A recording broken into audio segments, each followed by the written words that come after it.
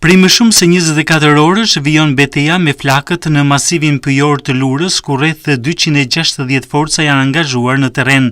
Në operacion marrin pjesë punonjës të Bashkisë Dibër, emergjencat civile, shërbimet zjarfikëse, forcat e armatosurat dhe policia.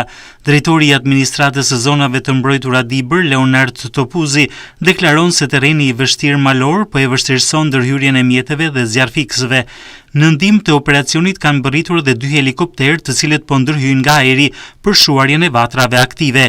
Forcat në terren kanë punuar pa ndërprerje dhe gjatë natës duke u përqendruar në izolimin e zjarrit dhe mbrojtjen e zonave të banuara. Sipas Topuzit, ndërhyrja e forcave ka bërë të mundur mbrojtjen e 5 banesave dhe 2 staneve blegtorale ku ndodheshin rreth 400 krerë bakti të imta.